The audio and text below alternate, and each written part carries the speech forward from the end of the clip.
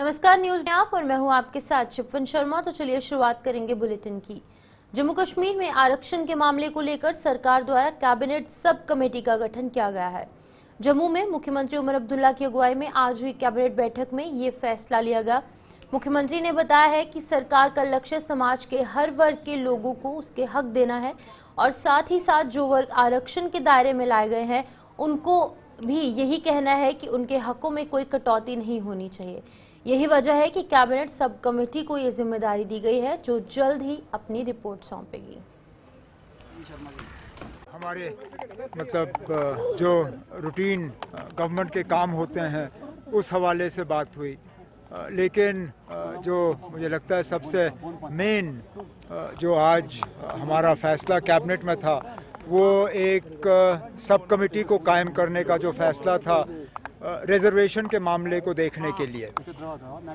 Reservation को लेके बहुत सी बातें की जा रही हैं, परेशानियों का और शिकायतों का भी इज़हार हो रहा है।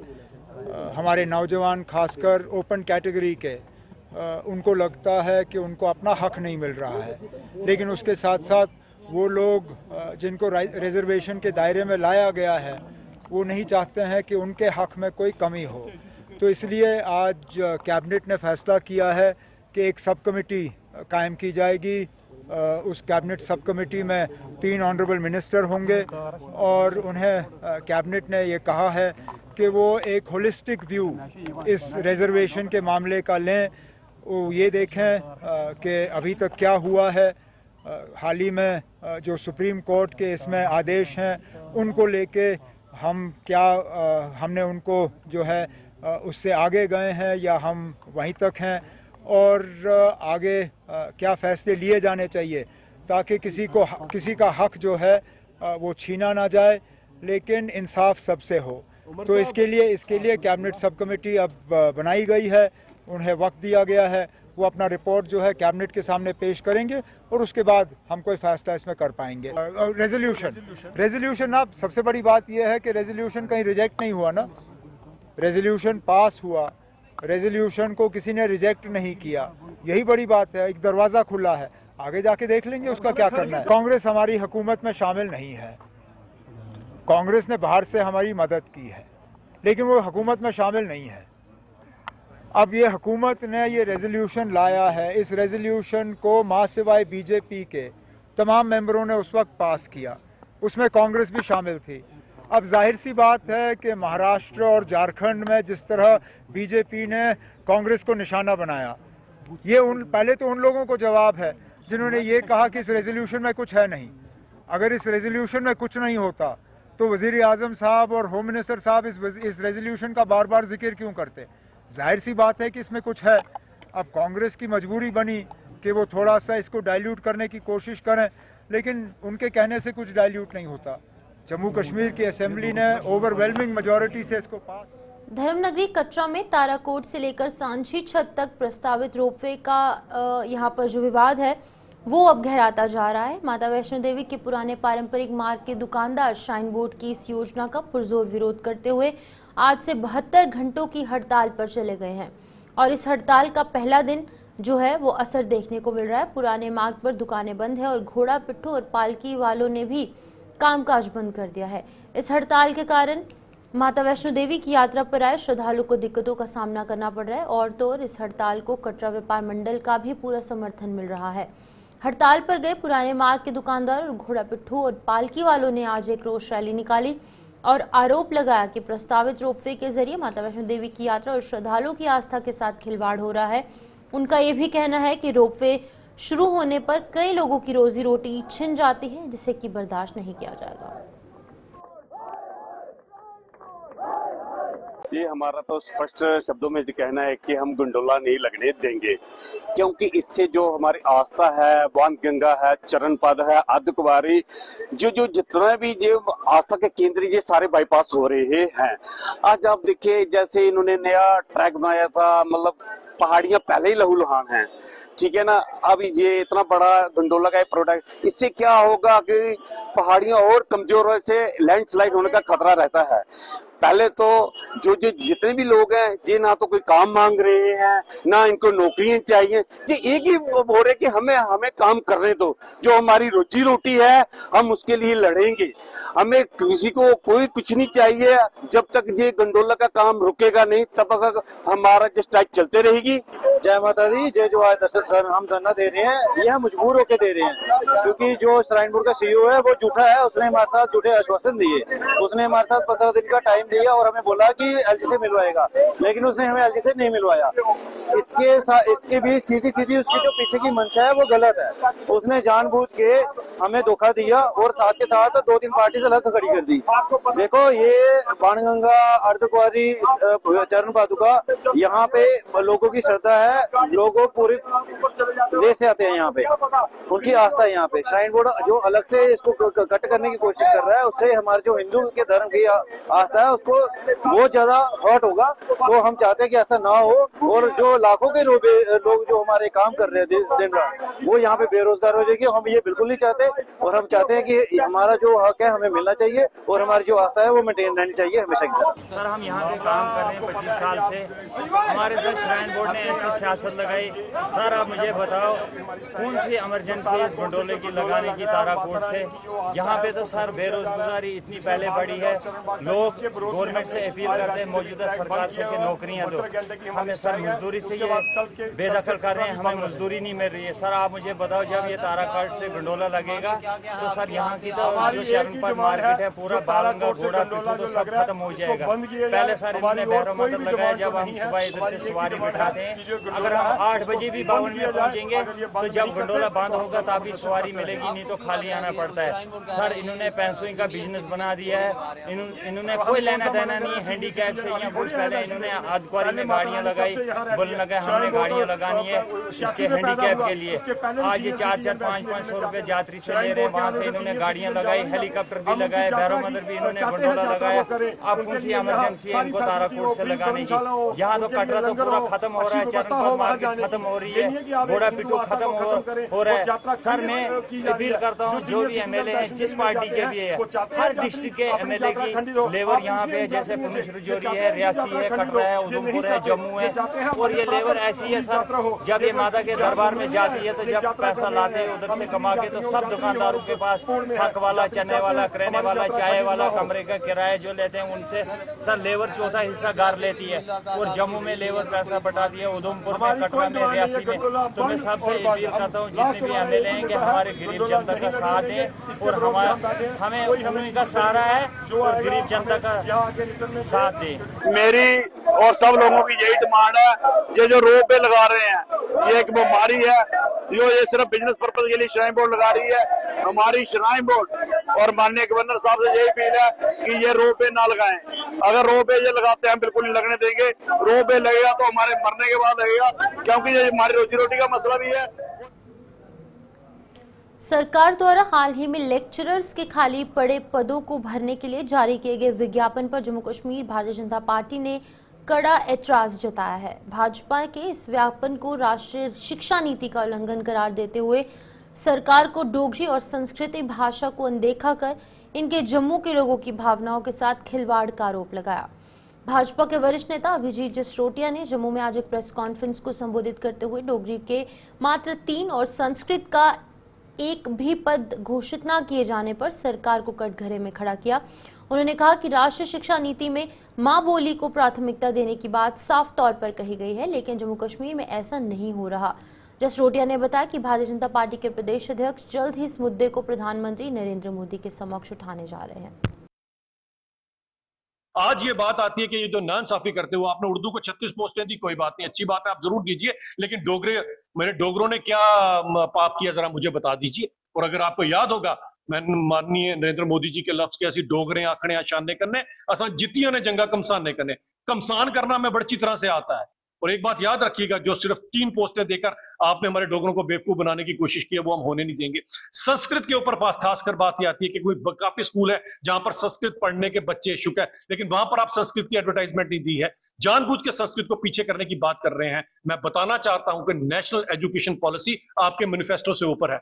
अगर यहाँ की एजुकेशन की पॉलिसी नेशनल कॉन्फ्रेंस के मैनिफेस्टो से चलेगी तो वो हम नहीं होने देंगे। नेशनल एजुकेशन पॉलिसी साफ कहती है कि मदर टंग के ऊपर सबसे पहले प्राथमिकता देनी चाहिए, उसके बाद वो बोलती है कि संस्कृत को प्राथमिकता देनी चाहिए, हिंदी को प्राथमिकता देनी चाहिए, और इस पॉलिसी के ऊपर काम करना चाहिए ताकि 30-40 साल से जो पॉलिसी चेंज नहीं हुई और आज बच्चे रोजगार आगे ले सके, आगे बढ़ सके। लेकिन आप जो अपनी पॉलिसी बना रही है उसको हम चलने नहीं देंगे। और याद रखिएगा, इसके लिए हमारे जो अध्यक्ष हैं माननीय सत शर्मा जी, वो बहुत जल्दी इस मैटर को यूनियन मंत्रालय तक लेकर जाएंगे। जितनी जल्दी हो सकती है आप इस 575 का जो आपने नाइंसाफी की है इसको वापस कीजिए, वरना इसके लिए हम सभी के सभी और मेरे 28 विधायक अपनी।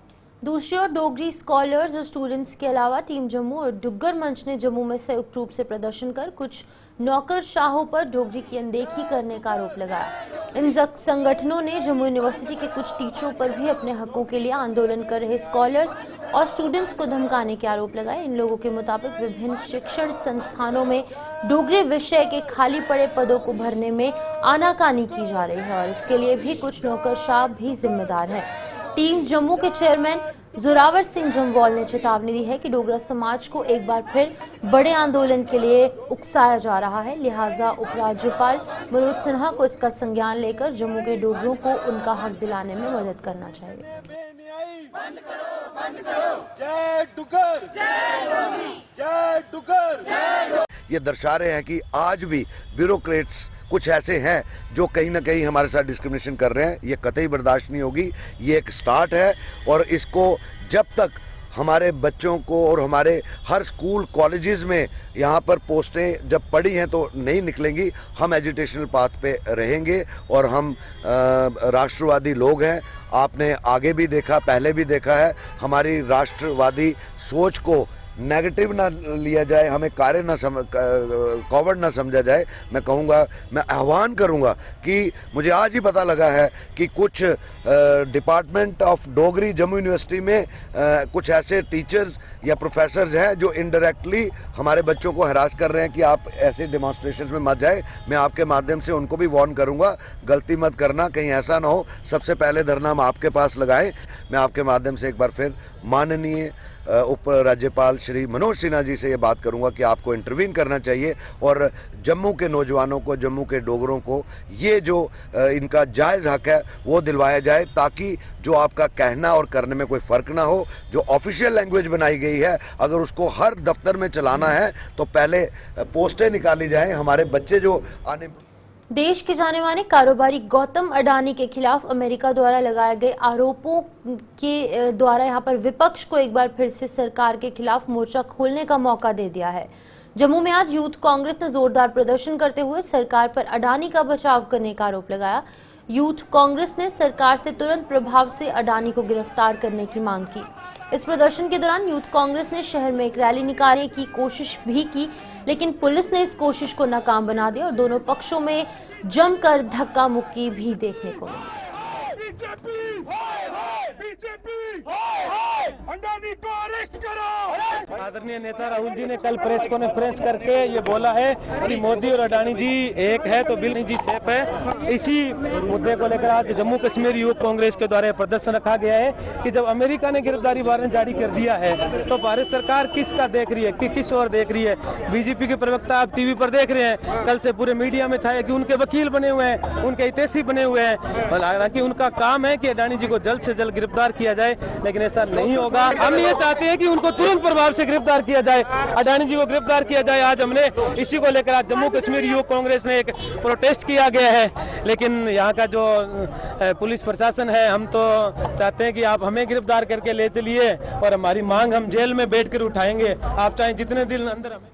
पुंछ की आज़ादी यानी कि पुंछ लिंक अपडेट दिवस पर आज शहीदों को भावभीनी श्रद्धांजलि दी गई। जिला पुंछ आज ही के दिन हमारी सेना द्वारा यहाँ पर 1948 में पाकिस्तान कबायलियों के चंगुल से मुक्त हुआ था।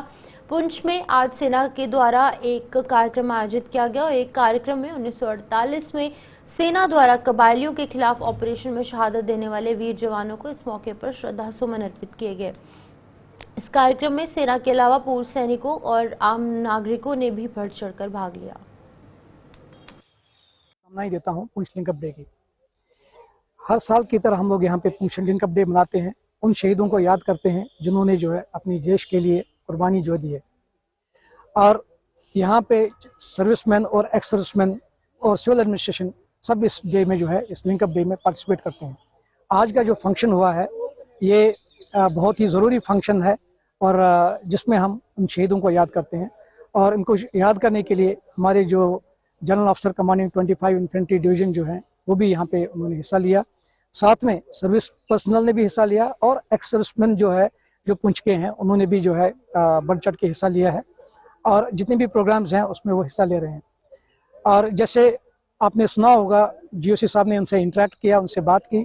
हमारे यहाँ पे तकरीबन 3500 एक्स सर्विसमैन हैं जिन्होंने ऑपरेशंस में जो हिस्सा लिया है और काफ़ी एक्सपीरियंस्ड लोग हैं। वो एक GOC साहब को उन्होंने यही एक मैसेज दिया है कि हम लोग जो है रिटायर नहीं हुए हैं बल्कि हम री-अटायर हो गए हैं। हम लोग जो है आगे कभी भी कोई कंटिजेंसी होती है, कभी कोई ऐसा किस्म का कोई हालात हो जाते हैं, मुश्किल हालात होते हैं, तो यहाँ पे आर्मी के साथ में वो भी कम से कम एक ब्रिगेड के तौर पर, एक ब्रिगेड की स्ट्रेंथ के तौर पर वो यहाँ पे अवेलेबल हैं।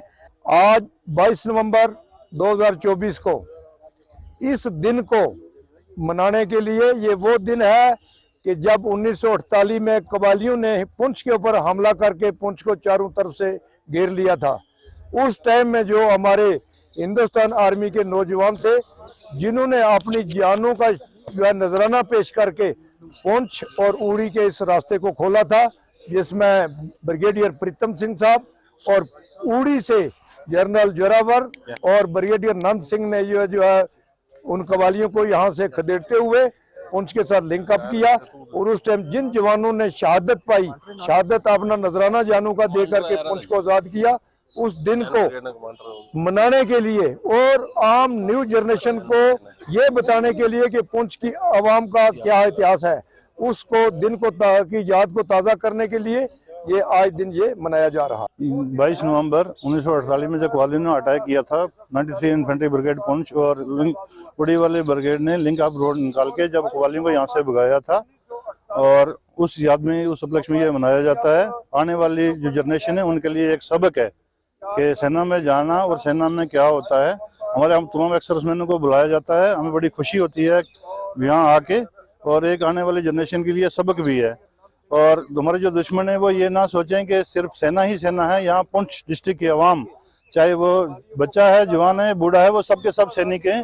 हमारे दुश्मन ये ना सोचें कि हम सिर्फ सेना को देखेंगे, हम यहाँ पुंछ की जितनी भी आवाम है वो सबकी सब।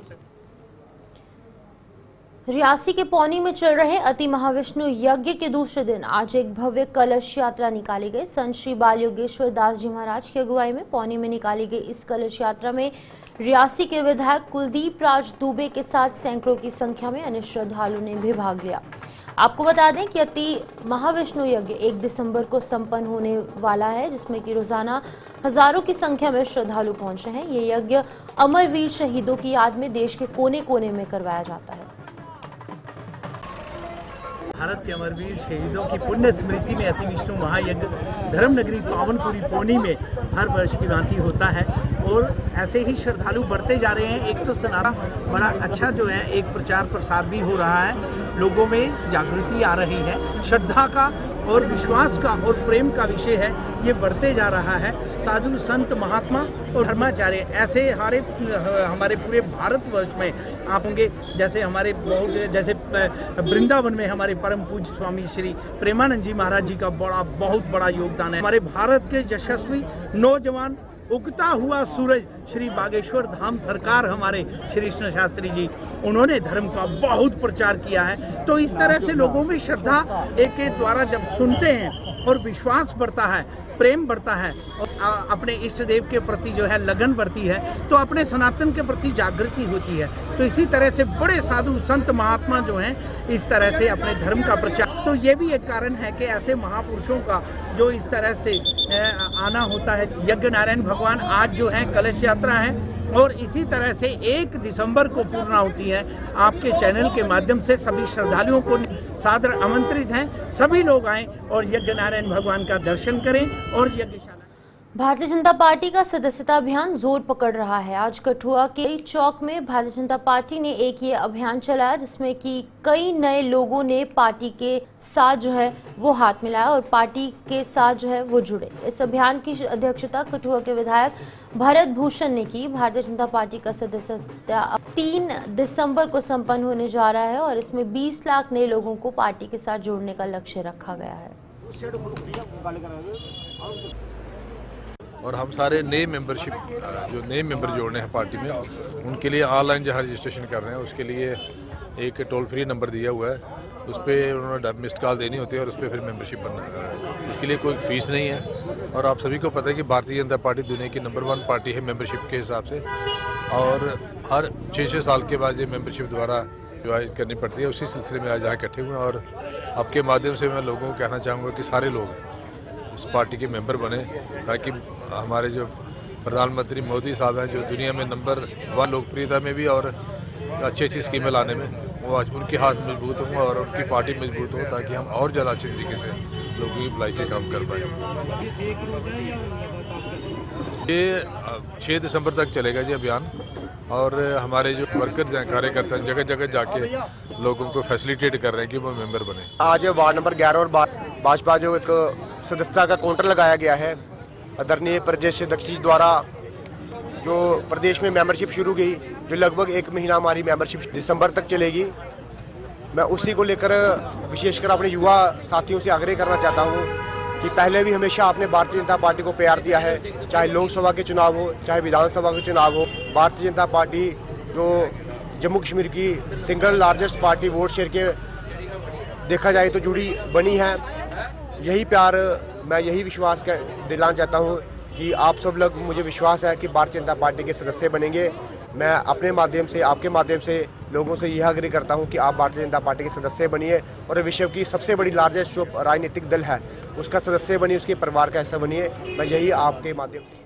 जम्मू कश्मीर में नेशनल कॉन्फ्रेंस की अगुवाई वाली सरकार बनने के बाद पार्टी का जनाधार लगातार बढ़ रहा है। इसी कड़ी में नेशनल कॉन्फ्रेंस के जम्मू कार्यालय में आज कई लोगों ने पावन थामा, जिनका नेशनल कॉन्फ्रेंस के संभागीय अध्यक्ष द्वारा यहां पर जोरदार तरीके से स्वागत किया गया। जब से ये पॉपुलर गवर्नमेंट बनी है और जनाब उमर अब्दुल्ला साहब की सरपरस्ती में जम्मू कश्मीर के अंदर, तब से जम्मू कश्मीर के लोगों का जो माहौल है जम्मू कश्मीर का, उसमें बहुत तब्दीली आ रही है।